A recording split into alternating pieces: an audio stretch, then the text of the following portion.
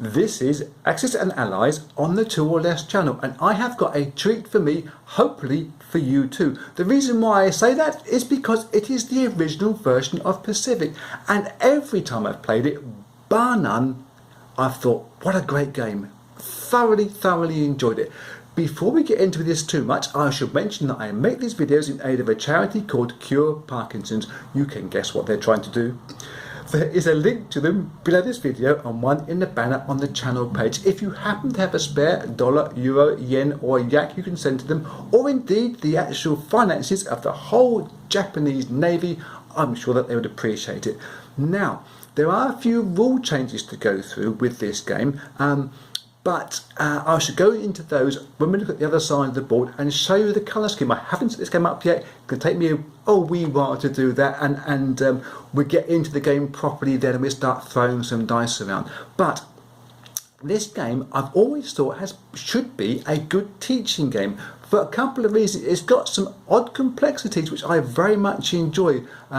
Organising the attacks for the Japanese to optimise their movements with their limited amount of shipping that's available, and the simplicities are also in there with the fact that you've only got destroyers and not cruisers.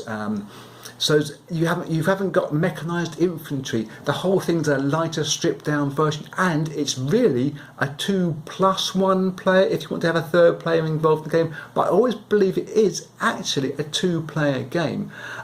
There is that split economy, the odd split economy that's between the UK India and the UK Australia, but the convoy zones and convoy routes can be a little bit confusing if not expecting that. But for a new player to come in and play as Japan, especially with that first strike capability, and we'll get into that as well when I explain some of the rule changes, it's a great game to introduce people to Axis and Allies with. So let me flip the camera around the other side and you can see how beautiful this board is too. Well, here we go. This is the wonderful coloured board. It's not quite as bold and perhaps cartoonish without trying to be insulting towards the classic game. It's got some great strong colours for the land territories, but the sea is just wonderful. It floats my boat entirely. There's also things you might notice on this board with convoy centres and convoy routes. I'll explain that to you in case you don't know. Convoy centres add to the UK economy over here, and will add to the American economy over here. If you get an opposition ship in there, it's going to block those IPCs from going to its prospective controlling nation. Pretty simple. Adding to that as well is the convoy route attached to a certain island group or to a land territory. This is the convoy route for the Celebes. There is the Celebes. If you want to have the money for that, you have to have a unit on there and not have enemy shipping in that sea zone, and they work together in a fairly simplistic and obvious way. The other things to mention on this board is that you have air bases and naval bases, and it's a slightly odd way that the things have been worded, but again, once you get around the flam that's involved, it's very simple. Air bases act like later versions of carriers. You ignore the sea zone when you first move into it. So if you had a carrier in there, you would go 1, 2 as your flight path. It's the same from here. You're on this island, you would go 1, 2 as your flight path. That's the way the air bases work from here. Apart from, they also have a combat air patrol, they call them.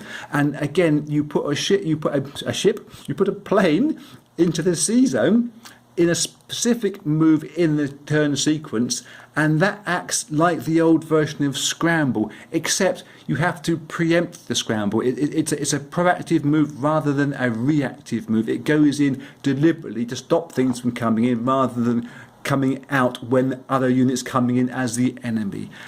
Naval bases, really good rule for these. I like this better than I like later versions. The naval bases gives you an extra boost to movement, but only in the non-com move. It makes sense. You don't get an extra movement to shoot forward into battle, but if the waters are safe, you can then go crowding through 3 zones rather than the 2, which is the traditional way of doing it. The other thing I did touch on before is that Japanese first strike. In turn number 1, trying to echo Pearl Harbor, Japan will attack first in the first turn. They are going to try to grab a lot of these islands, including Hawaii, if they can do, and get some damage done there. And everything against them defends at a 1, because it's a surprise strike. Doesn't matter if it's a plane or a ship or a specific unit, all defending at 1s, except on the Chinese mainland, because back in 41, Japan had been at war with China for about 10 years. So that particular bonus against the Chinese and the American plane in there, the Flying Tigers, they would get a normal defensive value up there. The only other thing to go on with, I suppose, would be the victory conditions. As per usual, you have capital cities you're trying to grab hold of, but more importantly, and it's on this chart here, you're trying to get Japanese victory points. They start off on 0. They earn 1 victory point for every 10 IPCs at the collect income stage, and pretty much most of the time they're going to be getting 3 IPCs on turn number 1. I've not seen them grab 4 on turn 1 before, but you never know. This might be the day for that. And they can quite quickly shoot round this board, get up to the victory point of 22 within 7-8 turns sometimes. Yeah, so you've got to be on the ball and keep them from earning their money. There is ways of reducing it. Don't worry about that. That's in the rules. If you didn't have rules, what would you be? You'd be cats. So, the other thing to mention is I'm going to be using the original pieces rather than my painted pieces, because here is an American infantry and here is an American Marine. Marines as an amphibious assault unit, or they can do obviously overland stuff as well, but they work best as amphibious assault units. You pair those up with a artillery unit, and they're going in at 3s on attack. Nice. You have some Chinese infantry in what is pretty much the Soviet brown, and I think actually it probably is a later Soviet sculpts I've seen those on, and the Japanese superbly are raspberries. I think they're a great colour, and I'm going to be using these pieces rather than my painted, not only because they are a great raspberry colour, but because there's so much shipping involved for Japan to try to move their units out from the mainland and down onto these islands and grab all the IPCs they can and keep reinforcing these islands to prevent those pesky allies from taking these islands back and bombing the hell out of their mainland, that I haven't got enough Japanese transport. So I'll be using those pieces, and what I'm going to be doing is setting this game up now, and I shall see you after Japan has made their first combat move, and we shall throw some dice around together. Okay, here we are. All these white lines is the collective thinking, not corrective, the collective thinking of the Japanese Imperial Army and navies. Also on the board, you may have noticed, are my kamikaze tokens to remind me of where the kamikaze zones are. Yes, they are printed on the board in this orange colour, but so are Japanese flags in a couple of different places. They're very easy to miss, especially with this plethora of these raspberry pieces. They're going to blend in a little bit. It's going to help me out to not be so stupid as I can be sometimes. Also, I've got my anchors. These are the tokens, I think, from perhaps G40 or even 42, to remind you where the sea bases are, naval bases are. But these are telling me here that these units haven't been moved in the combat phase.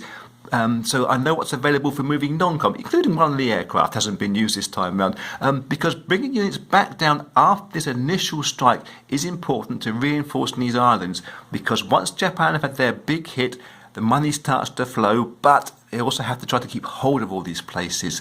Other things to remember, Japan can transport infantry on their destroyers.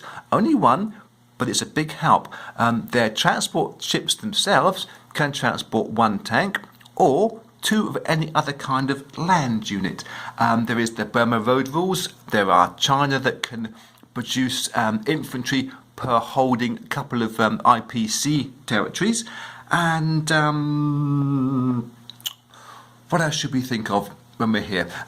Really, the attack process that Japan have tried to envisage this time out. I do change it every time I play it, but we're going to come forward in several attacks. There's 3 waves going to hit Pearl Harbor. There's going to be land and sea attacks. We're going to go into Midway and try and clear out the guys from here, and also into Wake Island and try to take the Marines out of Wake Island. We're also coming down to the Solomon Islands and New Britain. Reason being, they're not actually IPC value places here, but they're important strategically as dropping off or landing points for the Allied, for the Americans, whatever. So getting into here early and reinforcing it into them, I think is more important than going, say, a couple of seas next door to Dutch New Guinea and grabbing the IPC from there. It's only one IPC, but this can prevent shipping from the Brits taking 5 IPCs away from their income, etc.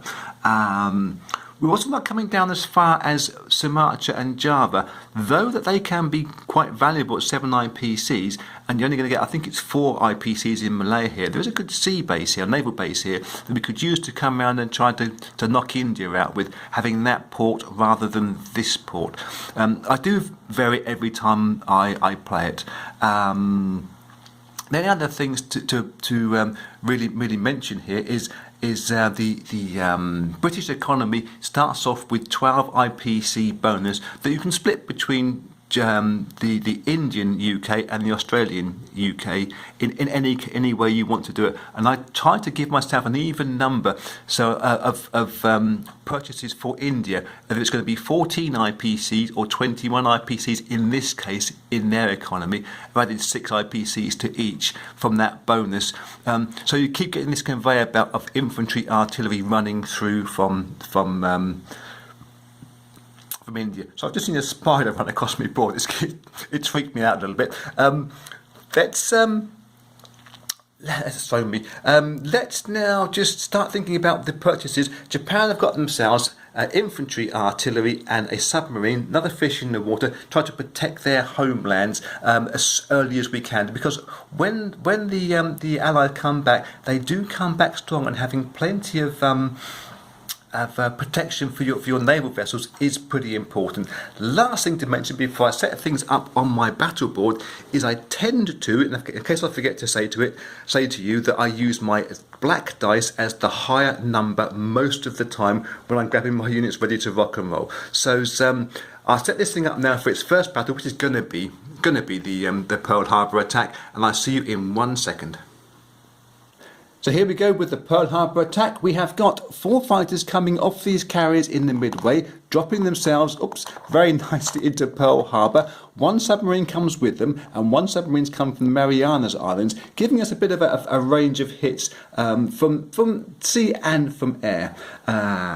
In response, the Americans have got their 2 battleships, 1 destroyer and 1 submarine. They, however, are all in dock, and they have to get moved down to 1s for this surprise strike. Let's have a look at the dice.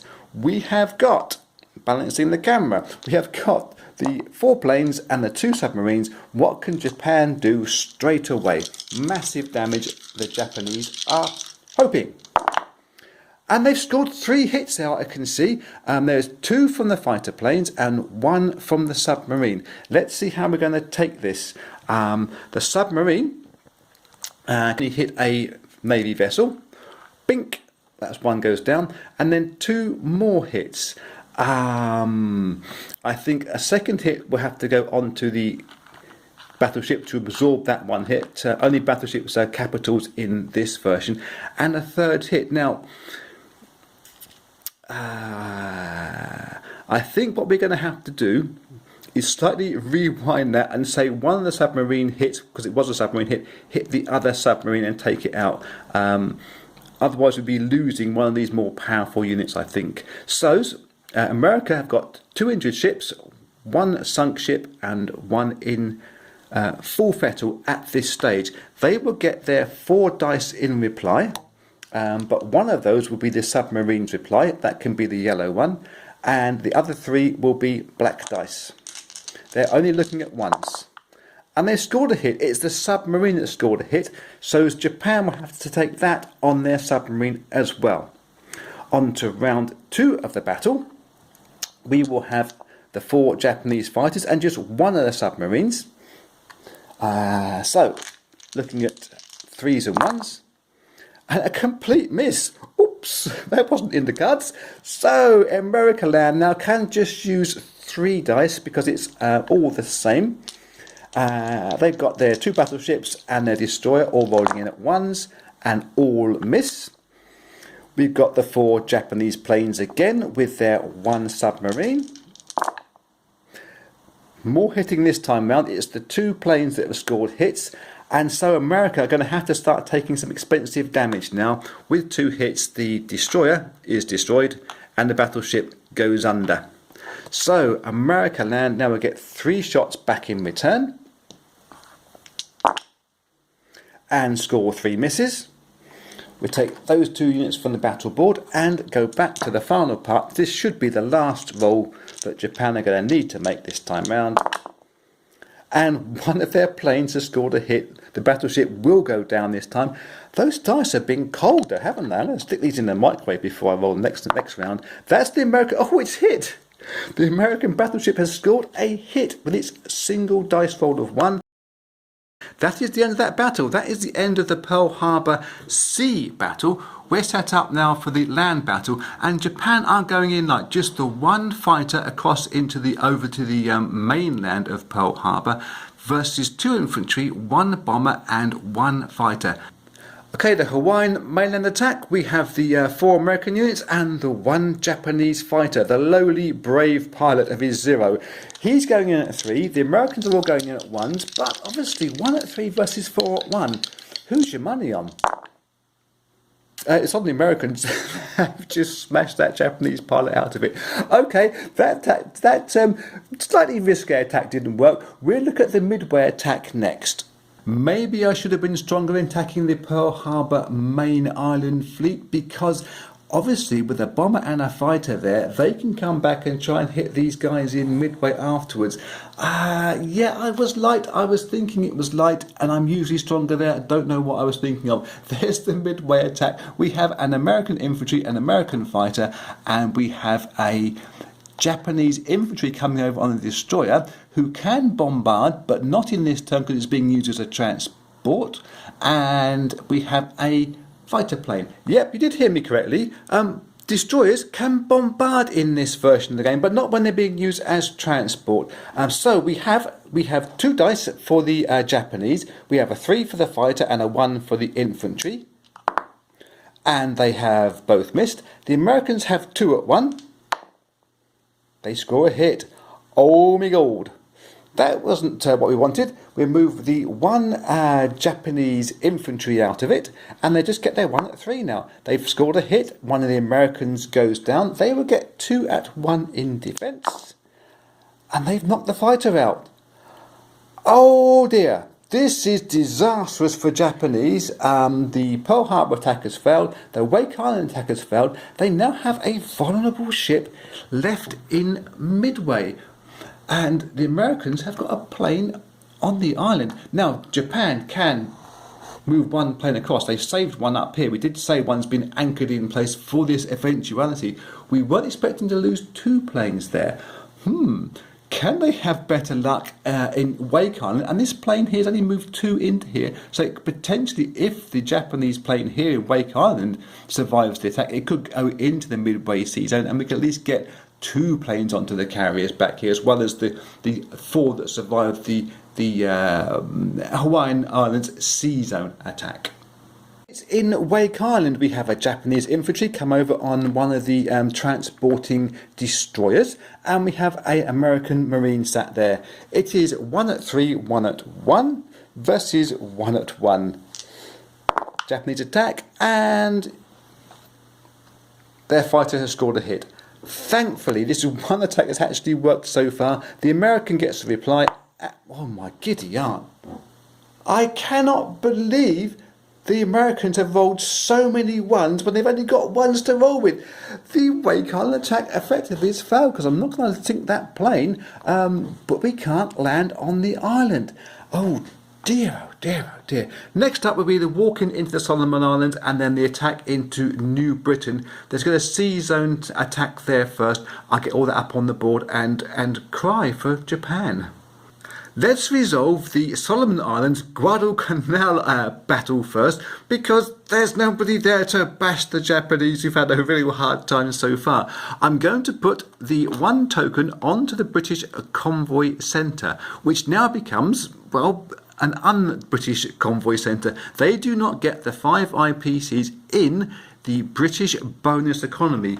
That is the Australian UK economy. That is the Indian UK economy. This is the bonus. It's the 12 IPCs, which now goes down to 7 IPCs. That's quite a big chunk out of their purchase. It's more than 1 artillery unit. So Japan, hooray, have finally succeeded in grabbing somewhere. We're going to put a control marker on here so we know that we can land planes there should we have any planes left.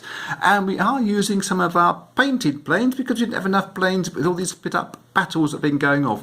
We have 1 Japanese destroyer. That rolls in at 3 in this game. Yes, 3.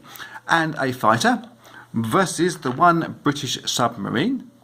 That's going to be at a 1 because it's one of the Allies defending at 1s in this surprise strike turn. So, let's roll them all together.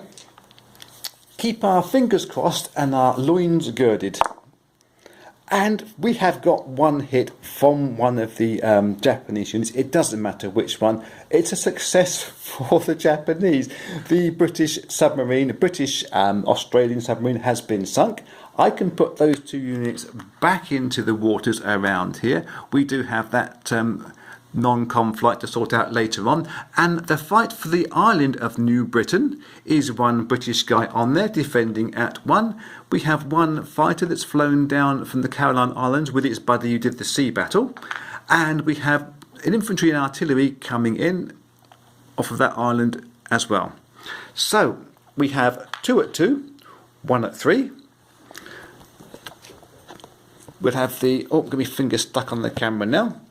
We have the 1 at 3 is the black dice.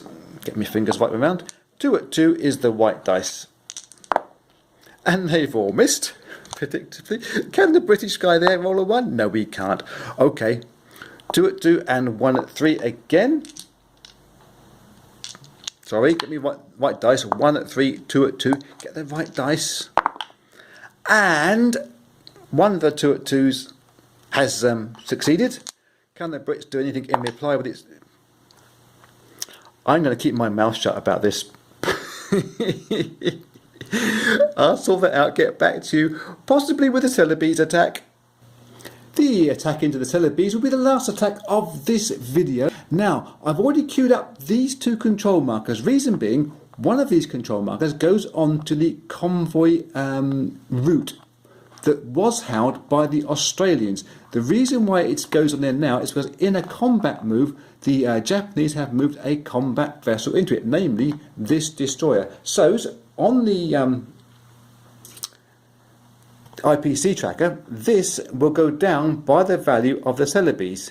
It goes down from 20 to 19. But Japan don't take control of that just yet. We see what happens after the battle. There's a special phase for doing this within the turn sequence, but I get confused following this altered one. I much prefer to stick with what I know is see it and hit it kind of thing. We have 1 Japanese destroyer. It can go in and do a bombardment because the 2 infantry are coming in via transport. In this game, bombardment, no matter whether it's a battleship or it is a destroyer, bombard at 2. So that is the bombardment that goes off first. We have Japanese bombarding at 2s and missing. Their 2 infantry, Japanese, roll in at 1s and both miss. The British infantry that's on there, oh, we missed. Okay, so now we have a straight up battle. The bombardment doesn't happen for a second time, so we can use 2 dice for Japan, 1 dice for the Brit. It is everybody firing at 1s, trying to do something about taking over the Celebes. Nobody hits, and the Japanese get a hit. So Japan are into the Celebes with their 2 infantry intact. That British guy goes. This control marker will go onto there. Because Japan now have the convoy route around the Celebes and the Celebes itself. They will gain that 1 IPC and move up to 20. As I said, that will be it for video number 1. We are still halfway through the Japanese's major surprise strike. We have all of this to do getting into the Philippines, all of this to get into Malaya. We have movement across into China. There's 1, 2, about 3 or maybe 4 land battles sorted out there, or prescribed for there. We also have actually not just the Malayan Sea Zone, but the Malayan Peninsula battle also going off there. They were just going to try to fly planes in, and a couple of guys on transport vessels coming in as well. So, lots to do in video number 2, and I shall see you then.